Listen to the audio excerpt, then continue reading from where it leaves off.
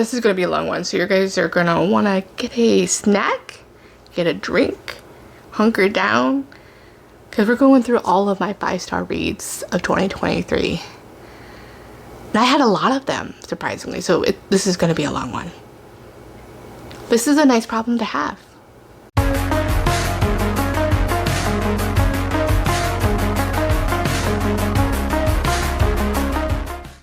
Hi there, welcome to my channel. My name is Crystal and this is Books Forever After, where I sit on my floor, we talk about everything and all things books. These are the best, the greatest of 2023. Alright, so we were talking about the best books of 2023 that I read, and these are all my 5-star reads. So this is going to help me narrow it down for the top 10. I might have to break it out between historical romance and fantasy romance, you know, romantasy, just to help indecisive gal's decisions a little bit easier. We'll see though. Alright, so I'm gonna try to give a little bit of a blurb, but we're really just gonna try to just do this a little bit rapid fire, because I had a good reading year, I would say. A lot of 4s and 5s, some duds, some DNFs. But for the most part, I did had a really good year. So we started off the year strong in January. My very first read was a 5-star. To be honest, probably a 6-star. This series is going to be a 6-star read and definitely probably my top 10. And that is the From Blood and Ash series. I first read From Blood and Ash, and that was a 5-star vampire romance with gods inspired in their very interesting world. So good, so good. Really enjoy that series. Next, my next 5-star read was book 2 in that series, in the same month. And then book 3 of that series, which was The Crown of Gilded Bones, was a 5-star as well. So a lot of people said like by like book 3 it kind of started dragging for them. I didn't enjoy. For me, all the books were a hit. I would have to say book 2 was probably my favorite out of this first 3 in the series, just because of all the angst, because I love angst and drama and more of the world building becoming wider as Poppy's world expands from her narrow world that she had to basically just be the maiden and being closed off from everyone. So definitely really interesting. Also Hawk and Cass was really good. So definitely Morley Gray, love that. And I also like the fact that Poppy was just like, she grew as the character in each one, became stronger and a little bit like badass kind of a thing. And then I had 2 more 5 stars in January, and that was Scott in the Dark by Sarah McLean, and that's part of the Scoundrel series. That was book 2 that I read in that month, and yeah, it was a really fun time. I really enjoyed that one. It was Forced Proximity, a Guardian romance. I did have one more 5-star. One more 5-star in January was The Day of the Duchess, and that was book 3 in that same series. Definitely probably going to be my top favorites of historical romances, The Day of the Duchess, just because it has my favorite tropes in their writing, which is beautiful. It had Sarah McLean with my first experience, new to me author Sarah McLean, and that was just such a great book to read. Second Chance, Marriage in Trouble, it had a lot of family support in there as well. The main heroine was very close to her sisters, and I really connected with that because I am also close to my sisters as well, and the angst in here was just great as well. But yeah, just love that. Just check the trigger warnings. There are just a little bit of a trigger warnings with grief and a miscarriage as well. So now the next 5 reads that the next 5-star reads I had in 2023 was in February.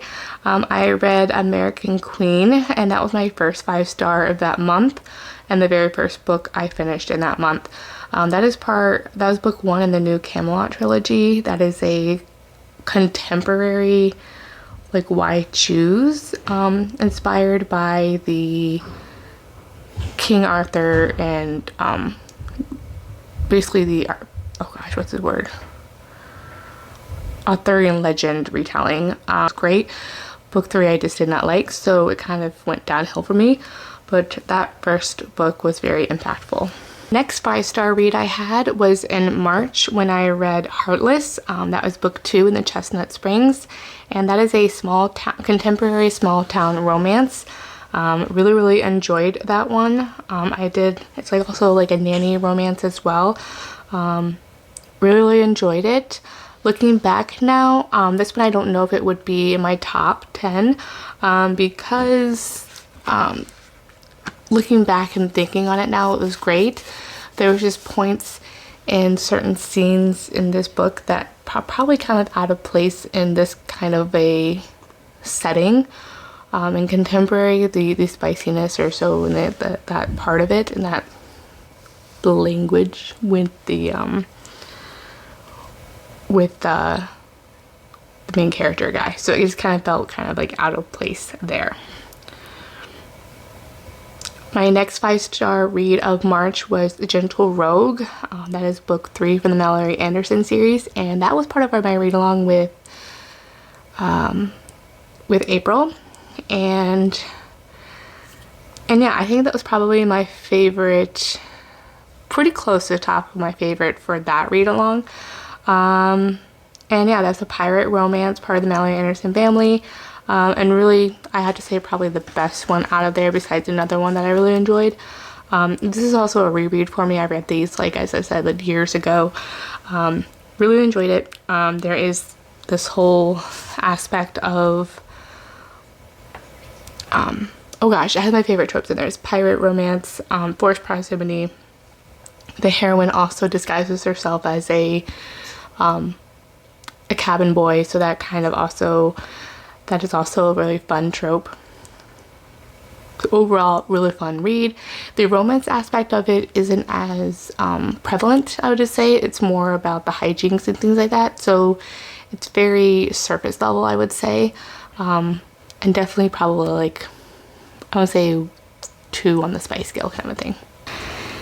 Next, in April, my first book I read in that month was Ruthless Fae, which is book 2 of the Zodiac Academy, and that was definitely a 5-star read. The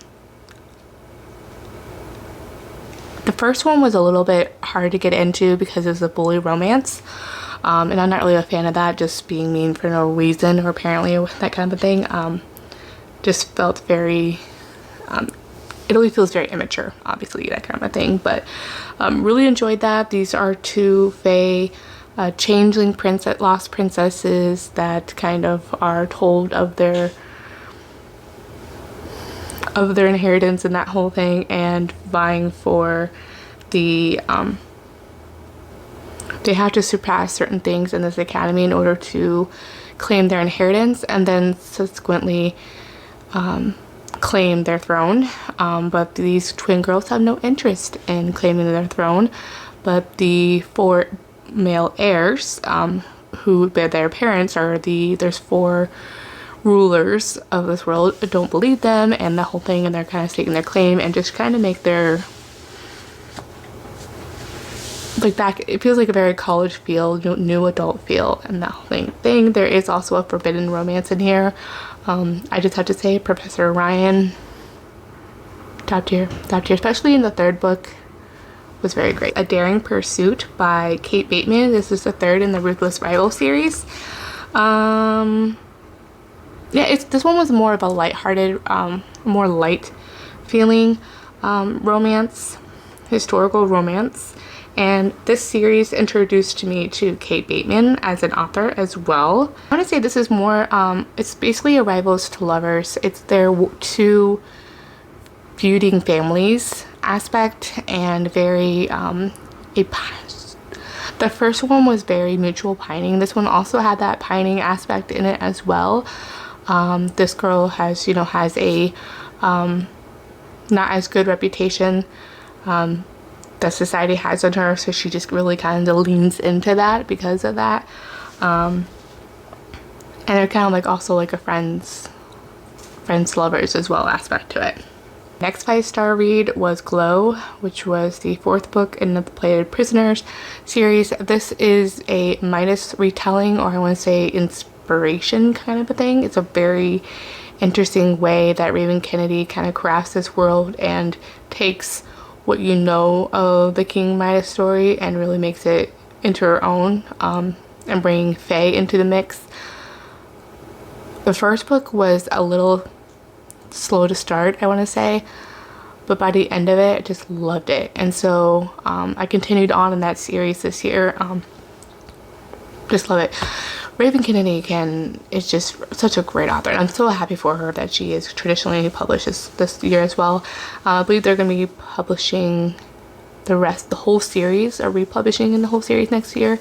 And she's also extending, there was book 5 that was recently just released called Gold. And that is actually going to be progressing to book 6, which is going to be Goldfinch next year. So I think I'm going to wait to read Gold and actually just hopefully be able to buy the series all at once. And once I do that, reread the whole series again, because I'm sure I just want to be able to binge the whole series. I just love this series so much. So that is definitely probably going to make it in my top 10. But yeah, I just really enjoyed it. I like how in the story where the tension grows, where the main character grows through each book, their relationship grows through each book, and the spice level kind of like grows as well introduce new kind of conflict and things like that and resolution. So definitely great. All right, next 5-star was A Week to Be Wicked by Tessa Dare. This is book 2 in Spindle Cove, and this was part of the Tessa Dare read along during the summertime, and it was such a fun time. This one I read at the very end of May. Just love it. Colin and Minerva, just such a great dynamic duo. They fake an elopement and they have to convince others that they're in love, and they do all this while they are traveling together by carriage on a journey, so that Minerva can go and present her findings. So she is a blue stocking heroine who has discovered, I think, some sort of, I want to say, like maybe it's like a dinosaur fossil or something, and she wants to go and present that, although she's a member of this society group. But they all assume that she's a man because of her pen name that she had used. She used her initials. So they just travel there. I don't know how Tessa Dare does it, but she makes it so it's lighthearted and fun, but yet swoony. Like, there's so great banter. You will be laughing, you will be crying, you will be swooning. It's just really great. I did not cry though, because I just have a dark soul and that's just who I am. But it's really sweet to see how she's able to bring in that emotional impact, especially on like if there's like a dark aspect to someone's background, but yet not allow that dark aspect to still bring it down, but still provide that emotional impact. And that's just very great writing to me, and just such a great talent. Tessa Dare is definitely a favorite author of mine now. So right after that, my next 5-star read, which was in June, was the book 4 in that series, which was Any Duchess Will Do. And I have to say, with the read along, that was my most favorite. I didn't think anything could top A Week to Be Wicked, but she did again. And I think this one was more, I enjoyed this one more because it had a very fun My Fair Lady aspect to it. And even another, as I said, like the same thing as A Week to Be Wicked, you will swoon.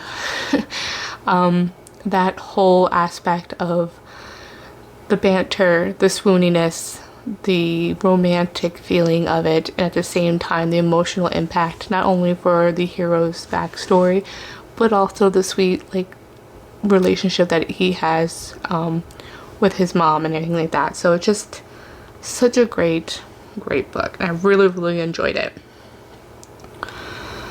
And then in July, my 5-star read was A Ship of Bones and Teeth, and that was an influence by my friend April here on BookTube.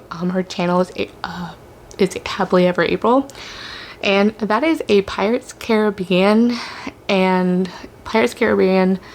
with a Little Mermaid twist. It's very, very interesting. This follows Merlin or something. Oh gosh, what was her name? Marin, who is the Little Mermaid.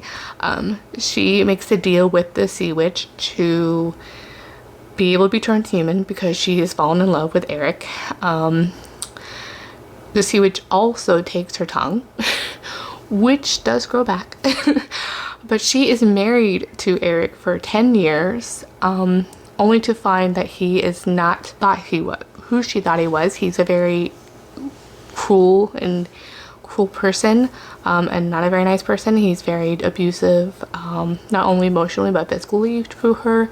And they come to as they are traveling, they come into their ship is overtaken by pirates, which is where Ramsey comes into play here. I really had a lot of fun with this book. It's very, very interesting, and it's very dark as well. It's a very dark romantic-y aspect to it. There is spice in here as well, and I know April had a lot of fun with. There was a certain eagle's nest, I think it's called, scene that was very, very, very interesting. And yeah, it was just a lot of fun. I don't know if it'll be in my top 10, but it was definitely really fun, and it's definitely, Karina Halley is just a jack of all trades with different genres. She writes anything and everything. If you don't like a certain book of hers, just try another. Like, she can write anything. It's amazing. I look forward to reading more by this author. And she has quite the extensive backlist if you're looking to dig into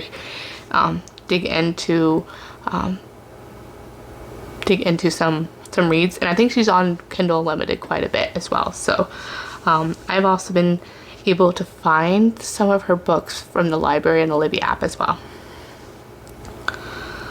And then my next 5-star read was also in July. That was Another Test of Dare. Do You Want to Start a Scandal? This is like a spy romance. It's also a crossover with Castles Ever After, another series by her, and I just had a lot of fun with this one. This one turned a little bit more mystery aspect to it. Such a lot of fun. They are Charlotte and Pierce, and Pierce is the guy who was in Castles Ever After. I think the first one, he was kind of the spurned, I think, fiance kind of thing, because he was gone so long, and that kind of a thing. And I don't know, it was just, and come to find it, he was a spy for the government. So such a great thing where him and the heroine were discovered hiding in the library. He was investigating something, and she was just trying to find out what was going on, I think, as well. It's been a few months, can't remember exactly, but they were caught hiding there. However, someone comes in there and has sexy fun times. However, when they try to leave after the other couple has left, they're discovered, and someone assumes it is them that were making those noises. So it comes to a lot of hijinks, a lot of drama, a lot of like whodunit kind of thing. And a really, really fun book. I did like their chemistry a lot, and that's what what I really enjoyed as well. My next 5-star read was A Loving Scoundrel. This was book 7 in the Mallory Anderson series. This was definitely a reread for me. I think this was one that I recalled the most of the books of this series that I read 10 years ago of Johanna Lindsey. I had a lot of fun with this one. This is a mistaken, hidden identity, with a little bit of a My Fair Lady twist as well, as she kind of is a street urchin. She's a long lost daughter of somebody, and she's also brought up, she's also pulled in by the hero Jeremy, I think his name is, to steal something for him from someone, and lo and behold, that someone she's stealing from, there's a mystery surrounding it, surrounding that person. So it's a lot of fun.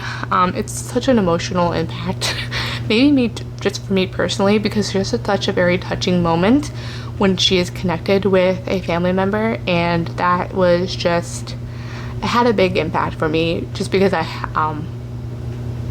wish I had a very similar thing as well. So that one definitely made me tear up. I did not cry, I definitely teared up. So yeah, definitely a close to my heart kind of story. The next one is a 6-star and will absolutely be in my top 10, and that is The Highwayman by Kerrigan Byrne. That is book 1 in the Victorian Rebels, and hands down probably the best historical romance I read this year. This was so great.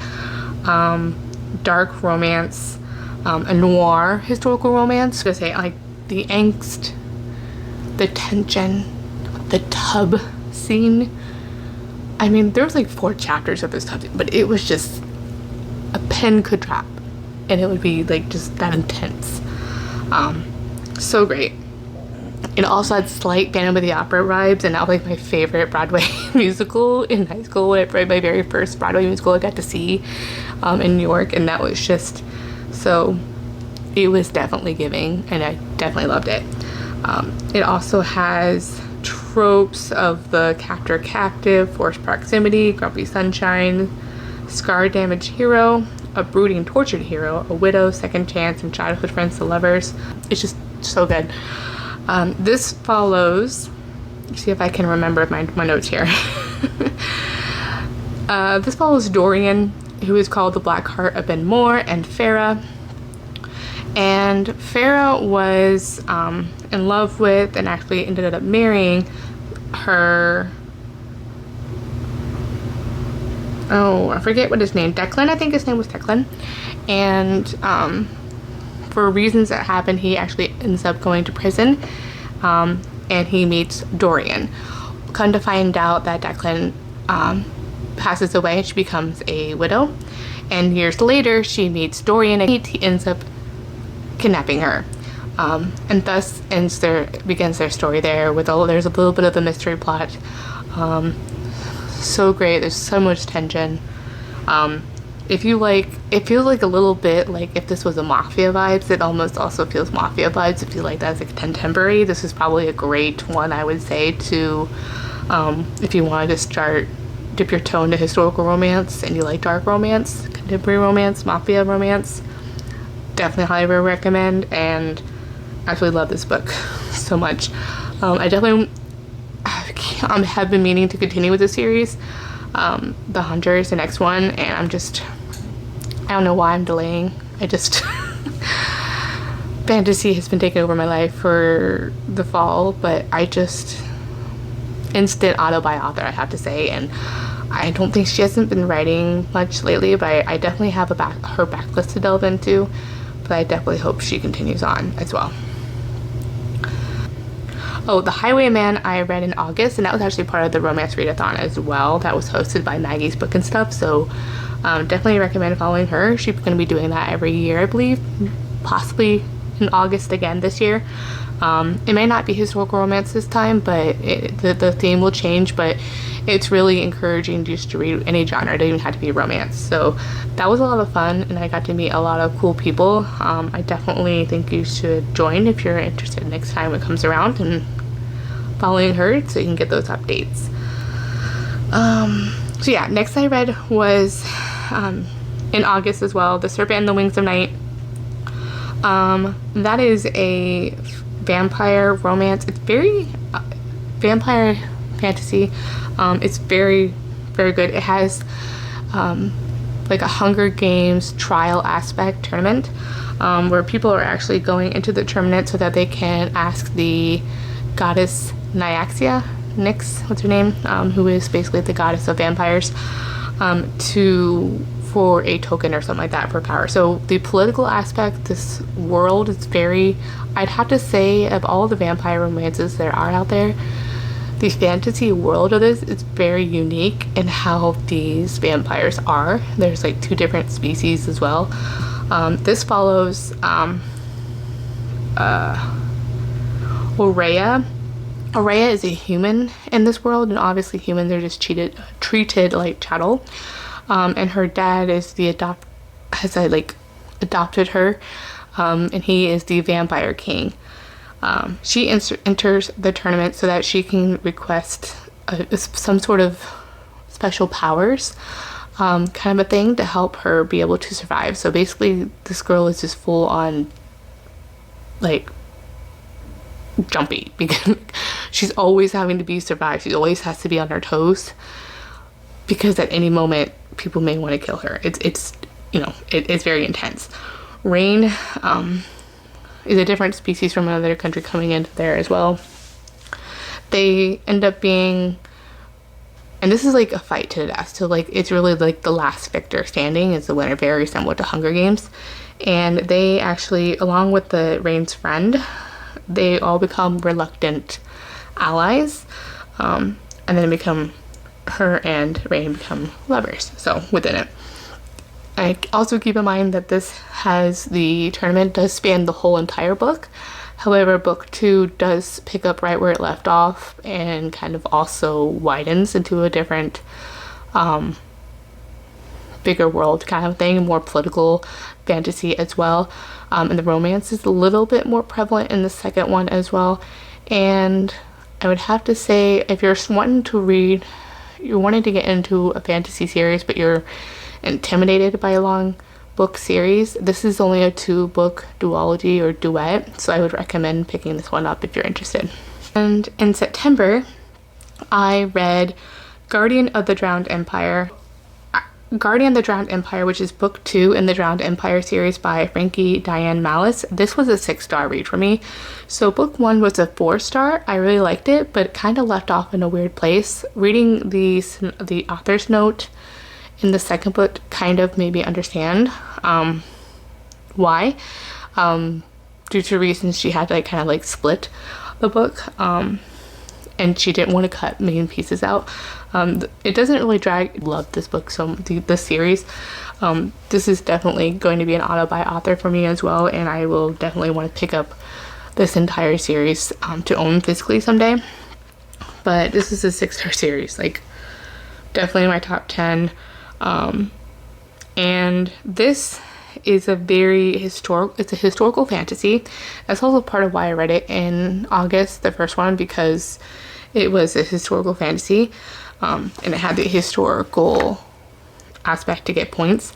It has a Cleopatra meets Throne of Glass with a little bit of Fourth Wing vibes, only because of the whole trials aspect of her training and having to build. That's really the only kind of aspect. She's really an underdog. She doesn't have much strength, and that aspect, it's very similar to that.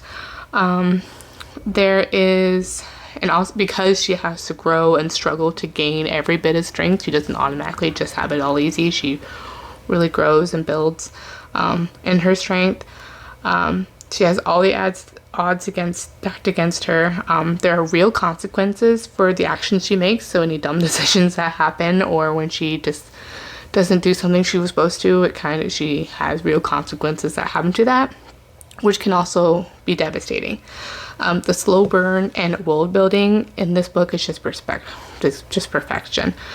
This also has, as you can tell by the cover, it has a very Roman and I want to say Egyptian aspect to it, along with the City of Atlantis kind of Lost City of Atlantis kind of aspect, because the Drowned Empire, because the history of this world, the society where it actually did sink down and that kind of thing. So very interesting. There are magical creatures in here as well, seraphim, and it also has griffins in here as well. So really cool. Even one of even I think I haven't read it yet, but there's the newest book or novella from the male main character's perspective, has a gorgeous griffin graphic, which I'll show right here. So I haven't read that one yet, but it was just really great.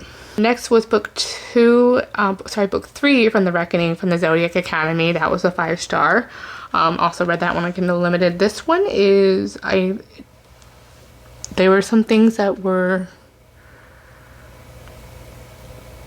satisfying to have happen. The relationship with one of the characters, with Professor Ryan, that was great. There was a scene in this one that was really hilarious, where it came to to birth, like safe sex, like birth control methods, and the magical methods that they had to do to that in the classroom setting, and it was just like sex ed, and it was hilarious. I was laughing so hard. The scene it was just hilarious. I was laughing, almost rolling, like crying tears of laughter. My husband was looking at me weird, like, why are you laughing? Like, are you okay? Like, no, this is hilarious. I'm like, can you imagine if that, like, I can only picture myself in high school if that would happen, or middle school if that happening. I would, it was just really funny. You had to be there kind of a moment. But yes, I just found that really funny. I read in September, that was a 5-star, was the 0.5 of the Drowned Empire series. That was Solstice of the Drowned Empire. Yeah, that was great. That was a novella, and it's definitely, even though it says 0.5, I definitely recommend reading that after Guardian, the book 2.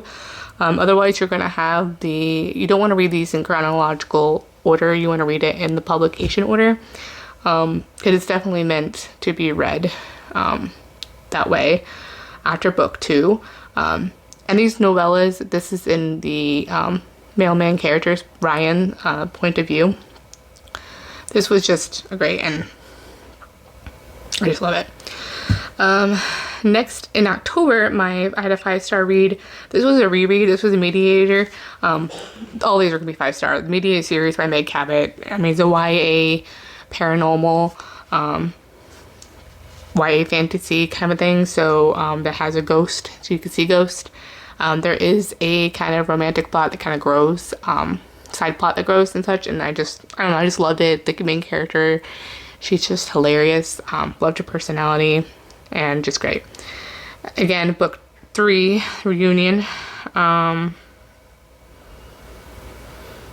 think book 2 I rated a 4-star. I didn't enjoy it as much, but still, it's like literally like a 6 stars for me, really. The whole series, really. Next one I read was The Scepter. I did read The Sword. That one was 4 stars. So The Scepter was a 5-star. This is a prequel before you read the first book in this one. 5-star. Loved it. It follows, The Sword follows the male main character, and then The Scepter follows the female main character. Just great. The Crown of Oaths and Curses, probably going to be a 6-star read, and that was my first time reading J. Bree. That's her newest release as well. I haven't read her Bonds that Tie series, which I definitely will want to now, but 6 stars. This was like, it's a romance, but the romance is not even in the first book yet. These are true enemies to lovers, like literally, he's like unaliving her people. Like, come on. He's trying to commit like genocide to her people. Like, it's intense. But I have to say, the description of this book was great. I think the writing was top tier. I felt like I was like experiencing watching a Lord of the Rings movie. That's how great the writing was, especially like the forest. I just felt like I was in Lord of the Rings. So atmospheric. I haven't read J.R.R. Tolkien's novels of The Hobbit and Lord of the Rings, but I can only imagine that's how the experience was. The writing was just great. It's such a very epic fantasy feel, and I can't wait till book 2 does release in 2024. Because I really like the Drowned Empire series. I like when the romance kind of grows. It's a slow burn and a slow build. I just love it without feeling draggy. I don't know how, I just keep wanting to read like more and more. I'm never bored. I love it. So there's a certain aspect to the quality of writing that's true talent. I don't know how I would ever be able to do that as an author if I was ever an author. That's just, I don't know how they do it. It was great. Oh, in May I did read Fourth Wing. I must have missed it because it shows as a reread on my list here. But I read that in May. And then the release of book 2, Iron Flame, came out in November, so I did a reread. Both of these are 5-star for me. I absolutely love them. They're 6-star reads. Will they be my most top favorite? But they're definitely going to be my top favorite, that's for sure. It was just a lot of fun. It's definitely has what I've always been wanting with YA fantasy. Growing, you know, has that YA feel. It's a new adult romantasy by this new publishing imprint. And this was Rebecca Yar's first wrote like fantasy novel. She typically wrote contemporary military romances. I haven't read her before, but this was fun. It's not the best. This is not going to be the Chrono or Oaths and Curses, no, but it is great. So much fun. There's dragons. The dragons' personalities were great. I also did a reading vlog of Iron Flame. I will link that down below. But that was my very first reading vlog. I just love this series. It was a lot of fun. It's new adult romantasy with spice, and it has that feeling of YA, older YA that I just love and always have a love for reading. This month in December, my first I've had a lot of 5-star reads in December. So many 5-star reads. I'm sitting at 114 reads, so 114 reads right now. I have 3 books I am reading. I'm hoping to finish them here in the next couple of days. I know 1 will be a 5-star. The other 2 I don't know will be. However, I've been having fun. I think part of it is just allowing myself not to force myself to read books I don't want to. And just going with the flow. When I'm really enjoying a series, binging that series like I used to. I do want to read more. The only other thing is I do want to read more historical romances, but I think I'm just allowing myself to mood read, and I do mood read with seasons and just allowing myself to do that. So the first one that I read was a historical romance by Elisa Braden, The Madness of Viscount Atherborn. This is a book 1 from Rescued from Ruin. I actually DNF'd. I tried to read, I thought I was in the mood for Highlander and actually DNF'd her first book. I'll put a thing up here what that book was, but I just couldn't get into it. It had a weird ghost thing that was happening that like she could see ghosts, and it was just a weird, you didn't know what was happening, so it was very confusing, the writing. I don't know if I'll pick up that one again, but this one was a lot of fun. This was like a marriage of convenience. It has a little bit of a dark aspect to it. I think that's why I liked it so much. Like almost like a little bit of like a toxic romance almost as well. Like that you see in contemporary. So I really, really enjoyed that one. And the next I read The Kingmaker by Kennedy Ryan. I read in 2022 last year. I read Before I Let Go. That made her an instant buy author. So this was like a 5-star. I don't know if this one was going to be a 6-star. I haven't read book 2 yet. And it's like a political, it has more political aspects to it as well. But definitely 5-star. Just probably not going to be a 6-star read for me. I haven't read book 2 yet, but I will read that one soon. This one has Native American representation in here as well, or indigenous rep here. The female main character is a member of a tribe. I forget what tribe it is. Definitely a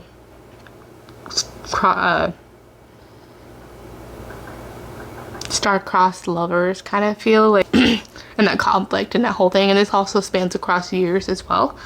And yeah, so I also like that as well. It feels more epic when that is happening when a love that spans across time and you see them together and then not together, and then like it just never was the right time, or because they have their own kind of ambitions and things like that. I read A Fate and a Wrath and Flame. That was a 5-star. That's K.A. Tucker. I don't know what she does.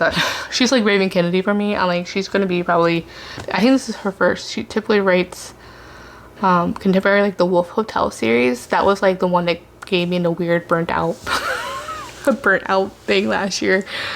But I just love her writing. This was such a great book to read. It's enemies to lovers, but it also has it to where the female is the morally gray character, which I didn't know I even ever wanted. Like, I love that. Or she is the enemy, she's the bad person, supposedly the bad person, and I just like that.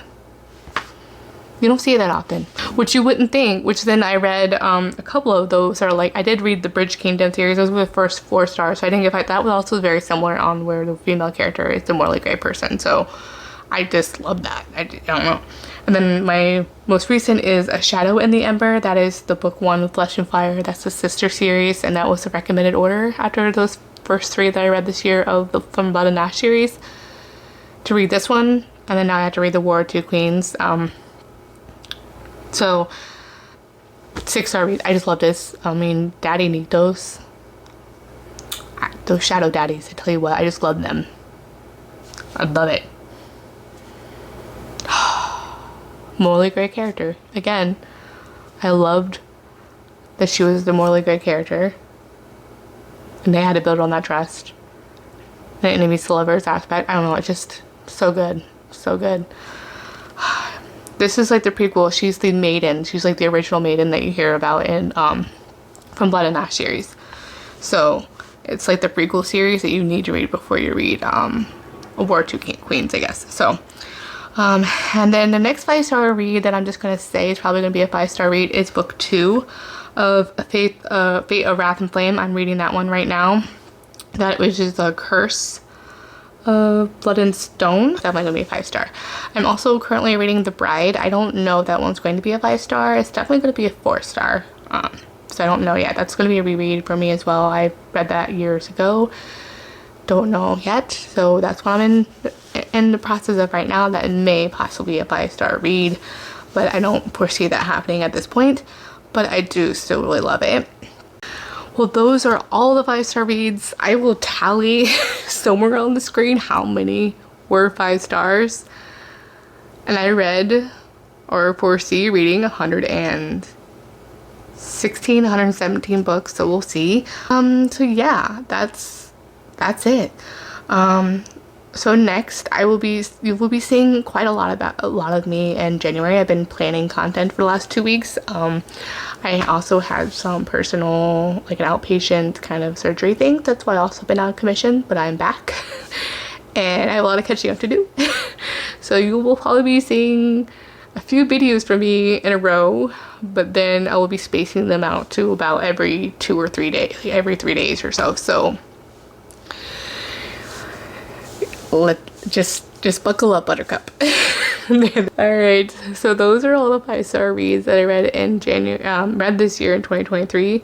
I don't know what video will be next. Possibly my January TBR or my 2024 new release anticipated releases. So I'm not sure what content Crystal is creating or will be planning. So whatever gets filmed first probably is what's going to be coming out first. So just keep a lookout for that. And that's it. All right. Well, thanks for watching. As always, I will have all my links down below, my Instagram, my Goodreads, and my Amazon wishlist if you're interested in checking that out. And all those out, please don't forget to like and subscribe, and I'll see you in the next one. Bye.